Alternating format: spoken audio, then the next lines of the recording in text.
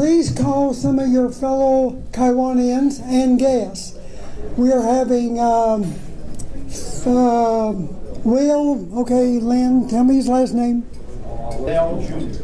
Hundale Jr. from the U.S. Agriculture Census Bureau. Some of you may or may not know that they were up here a couple months ago taking a census, and he's going to report on that census, and he's bringing several guests, so I want everybody to show up and welcome them. And I'm sure it's going to be an interesting program. Then on the 16th, Skeeter Bird and John Allen was supposed to give the program, but I got a call late Monday afternoon and they have to be at a conference. So I called our good mayor who was supposed to give the program today and asked him if he could change to the 16th, and he said, Larry, I'm going to be in Red River. Shame on him. But anyway, Joe Don from our city manager is going to come and do the program the 16th on the water well field down there. Most of you know we're not the only pebble on the beach down there that draws water from that big underground aquifer. There are several others.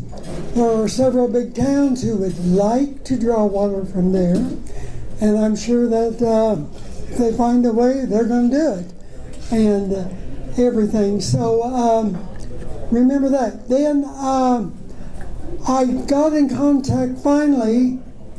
Speaker of the House, Jeff Hickman, replied back, or his secretary did, and gave me a date for this month, and I said, no, we've got things booked. So I emailed the secretary back and said, can he come in August? So I'm waiting for him to reply back for August. But remember, we will not meet the 23rd.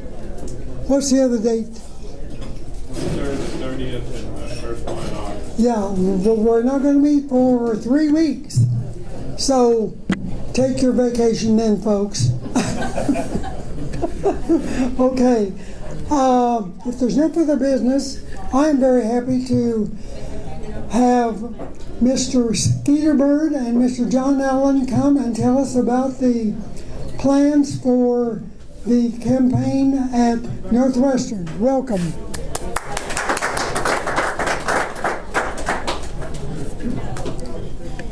And use the mic. If you don't want to use the mic, have you got a... No, I'm fine. We'll be fine. Okay. Well, Can everybody hear me in the rear? Is the mic working?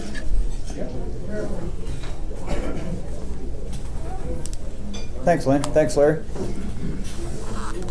And thank you for this opportunity. I'm going to turn this one off.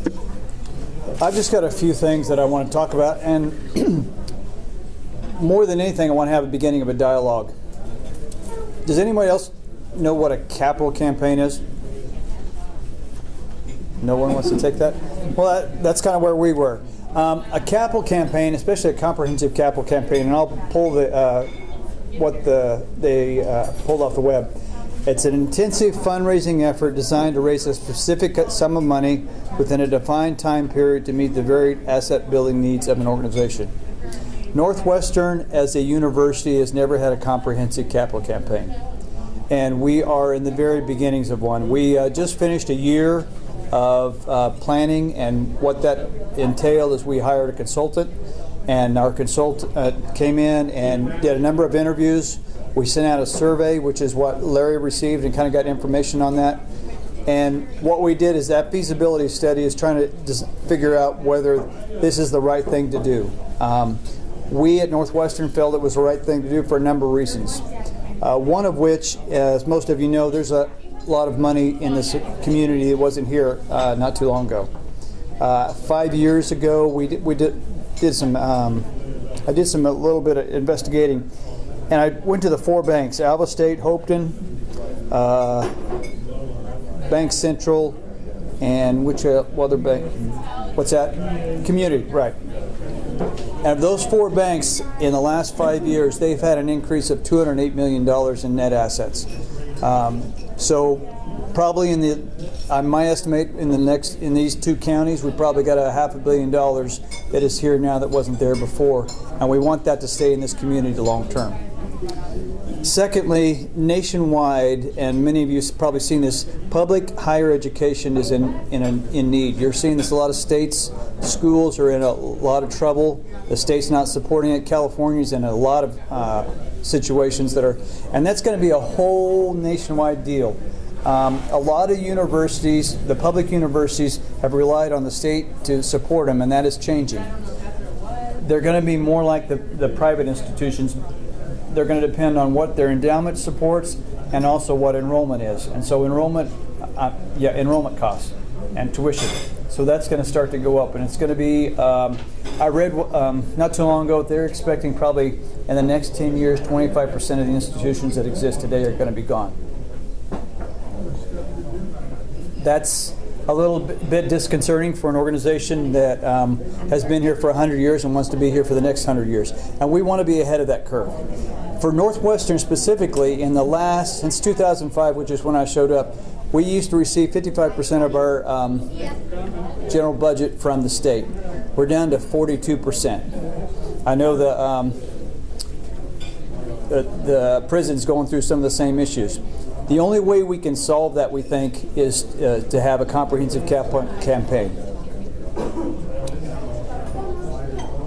The 3 main areas, and we did some surveys, the 3 main areas that came up as primary goals for this campaign are supporting our students, building our programs and faculty in growth fields, and upgrading our facilities. Now, in supporting our students, I want to say a couple things. We want to keep our student debt load down. If you look at that brochure, we are one of the nation's best at keeping our debt load down. I think it says 57% of our graduates graduate with no debt. We're proud of that, and we want to continue that. In 2010, the student debt load exceeded the credit card debt for the first time in our nation. It's getting worse too. That's not a pleasant. It's going to affect first-time mortgages. It's going to affect our economy long term. Whatever we can do locally to combat that, we want to do. Secondly, building our programs and faculty in the growth fields. You'll see there where we just came out. Our nursing program was selected as 18th in the nation. And that's against every other nursing program, Division II, Division I schools in the nation. I think we came in right behind the University of Kansas. That's huge. That's a field that we want to continue to improve. Also, our business program, we're looking for a huge investment in our business program. That program is the biggest graduate program that we have.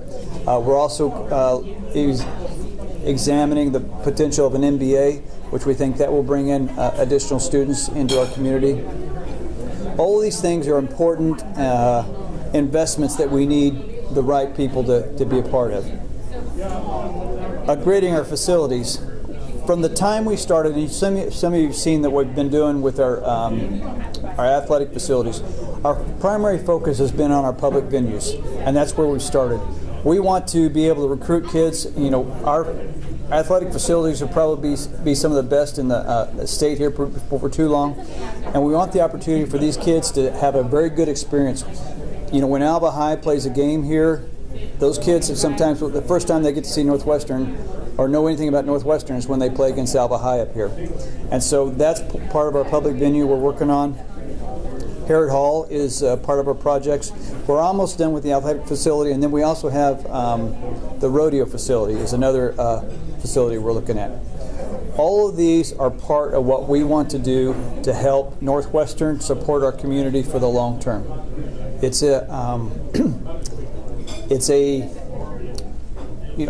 an opportunity that comes along like this. Oil and gas doesn't come along very often, and we don't know how long it'll last. So we feel an obligation that strike while the iron is hot and try to get some of these folks. There's a number of folks that, and some of you may know these people, that are receiving checks that they have no idea what they're supposed to do with it, except pay the federal government. We want to encourage them to do the right thing and invest locally in our infrastructure. Now, there's some things that came out. How many of you got a survey and answered the survey that went out there? Larry? Anybody else? Okay. Well, I'm going to give you a little bit of feedback that came from that. There were the two biggest reasons for attending Northwestern. That was the cost of tuition and location. We want to continue that. We want to keep our tuition low. 94% rated their experience as a student either excellent or good. And then 87% had rated the value of their degree either excellent or good. These are very, we were very surprised and very pleased to hear this, but those are things that we want to continue in the future. And that only will happen if we continue to do the investments and get Tim and Harry is a perfect example of here's a person who's excellent in our classroom. I think Tim teaches more classes than any other person on campus. Are you carrying 36 hours right now? Yeah, last year, 36 hours. More than any other, and he's part of our community. That's the kind of people that Northwestern brings, and we want to continue to do that. I think we're fourth from the bottom in pay scales for the state of Oklahoma. We'd like to improve that, and that's how we'd like to do them. And I think Tim would like to improve that too. But that's the quality of the people you see in the classrooms. My daughter is a junior, about to be a senior there, and I will take firsthand knowledge. Excellent teacher. She's pre-dentistry. I'll tell a little bit of a story, and this is why she's really glad to be going to a small school. At finals week this last May, she got confused and she thought her final was at 10 o'clock, but it was at 8 o'clock. Dr. Morthy sent her a text at 8 because he knows she's there and she didn't answer, so he calls her and gets her into class. And he called me trying to find out where she was because he thought something had happened to her. That is the kind of relationships that happen in our classroom every single day. And she sent me a text later. She goes, "Boy, I'm so glad I go to this school." And that's what we want to continue. But we see that all the time. Good teachers and excellent relationships in the classroom. How can you help? Well, a number of you know and have your own personal Northwestern story. I want you to tell that story whenever you get the chance. If you have the capability, please consider making a stretch gift. And that means something that just isn't really comfortable, but you think is the right thing to do in the area of your passion. One of the things about Northwestern that we've really always tried to emphasize when people are giving is we want to give to something that you're excited about, something that you're passionate, not necessarily what our needs are, but what your passion is. Because if you do that and it's successful, you'll give again. And if you are able to do that stretch gift, we want you to encourage others to do the same. And then if you know someone and you can identify those people that are in the position to do something and they're confused about what to do, please steer them our direction. We'd be happy to do that. Now, I'd like a little dialogue. Haven't had any so far. Do you have questions of me or concerns? Yes, sir. Kurt. Okay. I had one of those interviews. Okay. At your house and talked to them, I can't hear from here. Go ahead. And one of the things that the guy brought up, I don't know, we were just chatting, and a real nice guy to talk to. Actually, kind of enjoyed it. Was it Patrick or Fred Steve? Black guy. But anyway, one of the things he brought up was, I said, how do you decide how much, I mean, I understand from the college side and faculty and administration how much money they'd like to have. And I asked, how do you decide how much money is reality? He said, in their experience or something that they, I can't remember the exact numbers, you probably know these numbers, but he said, well, you gotta take, say it's a $20 million campaign, you need to identify one entity that's gonna give you 20% of it. 2 million or whatever, yeah. Yeah, or 10%, something. And then you need to have, like, right off the bat, just be able to name 10 people that give you an equal. And I guess you've passed that test. I mean, they're. Well, What is the number? It's not written in here. yeah. Okay, in a capital campaign, and this is by the book, documented by the book, we are in what they call the quiet phase. And during the quiet phase, or silent phase, you really don't announce what your goal is. What you do is you're meeting with the key donors that you think are going to be able to get you to that you know, what they say is 80% of your money is going to come from your top 20% of your donors. So you're going to spend your time with your 20% of the donors. And once you get to that point, when you've got 50 to 70% of that money secured, is when you go into the public phase and you announce what that goal is. We haven't. You kind of go backwards into it. Kind of figure out what you're going to make and be able to. Now, what we did is we sat down a year ago and we put a list of all the projects we thought were most important, and then we prioritized those things. And so, you know, everybody had a piece in that, and so collectively we have what we think is goals. And then they did the survey, and then we kind of adjusted what we think the goal is. You're kind of the inner circle right now. I'll share. What I thought the goal needed to be is much higher than what Dr. Penny and what goal needed to be. So it's the university's it's the university's capital campaign, so she trumps whatever I say. But so.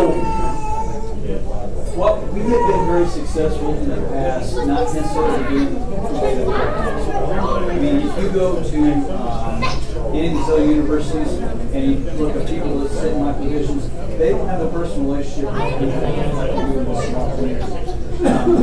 I have donors that will call me 24/7, which I'm fine with. I mean, I will go, but that's our community, and it's a little bit different than what you'll see in other pieces. So we've been very successful with that. So there is a doctrinal way to do things, and there's kind of the Northwestern way of doing things, and we're kind of looking in between. During this process, we need to do a cultural change internally to where fundraising becomes part of what we naturally do. Because for the long-term survival of Northwestern, that's going to have to be what we do. And our graduates are going to have to understand when they graduate, there's an expectation to give back. If you talk to graduates my age and older, there was never any speaking about giving back. That just wasn't. But if you went to Harvard or Yale or any of these other schools, that was part of what they doctrinally were taught in the beginning. So it's a huge cultural change that we need for Northwestern to be successful long term. And change is always easy. But it's good.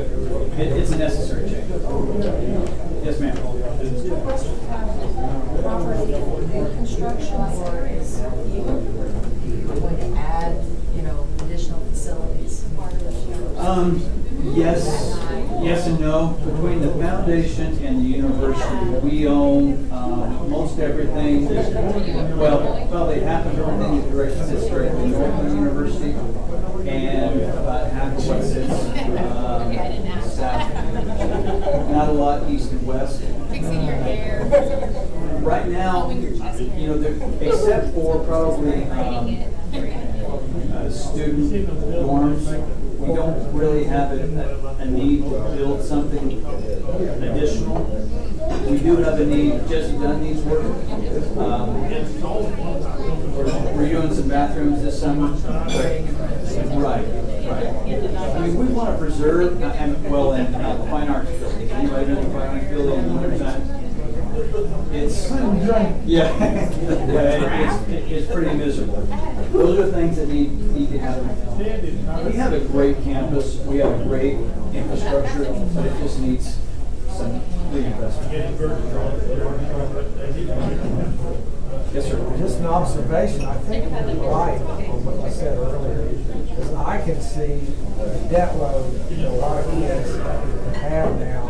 I can see a problem similar to the mortgage problem we had in the late with this college debt. And if that thing crumbles, what's going to happen is there's not going to be as many students going to school. School's going to have to lower their tuition, and a lot of them are going to fail because they can't. Well, and the other piece is, and as you understand, Pat, a lot of what happens or drives our economy is the mortgage business. And these students can't come out of school and buy their first home and start to create that. Where does the domino stop moving down the drain? So I don't know. It's disconcerting. Fortunately, I think the average, and I don't know how the right number, but I think it's about $11,000 is the average debt load of students that do graduate. So it's not a huge amount. I mean, It's not going to affect us as much as a lot of schools.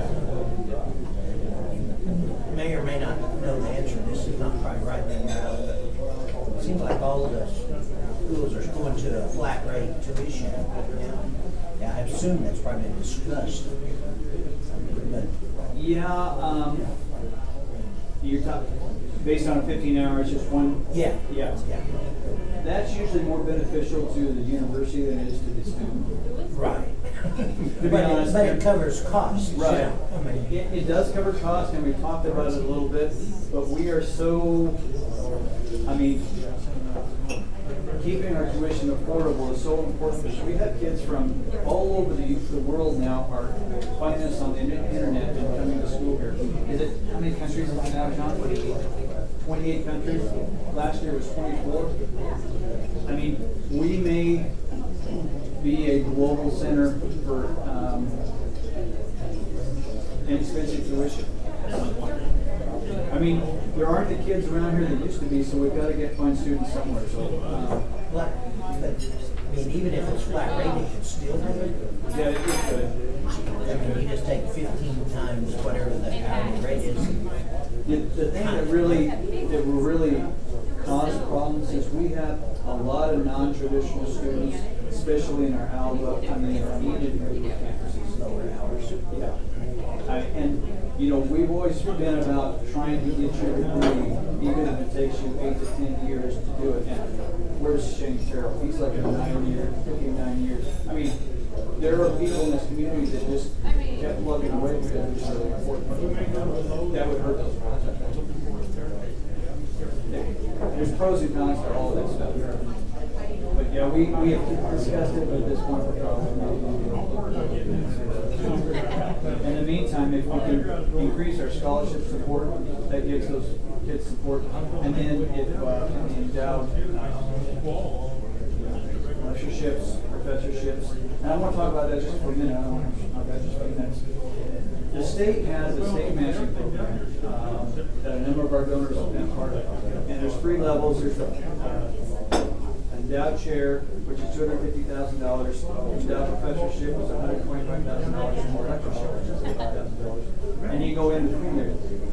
And that goes into a queue where the state matches that program dollar to dollar. At OU and OSU, they're only matching. The regional universities are still matching dollar to dollar. That's a huge, and usually it's run about 5 years. If you look at return on investment, that's still about 100% return on investment in a 5-year period. So that's been a very lucrative program for us, and that's, I think, will save us for the kids. Are they able to fund those things now? They have been. Now, at any point, they could shut the program down. If they shut the program down, anything that's in the queue, we would expect it to be funded. So I don't know why, but most regional universities aren't taking advantage of that. Dr. Cunningham and I push that all the time. And for people that are pretty investment savvy, it just makes great sense to double your money. Even if you don't have it. But we've had a number of folks that have taken advantage of that recently. You have more endowed shares than Any other? Yes, sir. more endowed chairs, and I think we have more endowed funds in the state matching program than any other regional university. Is that right, John? Yeah. It's not enough, so you never really, I mean, you can't sit back on your laurels, but we're doing very well. And if you look at the enrollment and the size of our school and you compare it to some of the other schools, I don't know why they're not taking advantage of it, but we're using that to our advantage. It's not a secret. I'm probably about out of time. Any other questions? Thanks for listening. Thanks for coming. What do you think of America?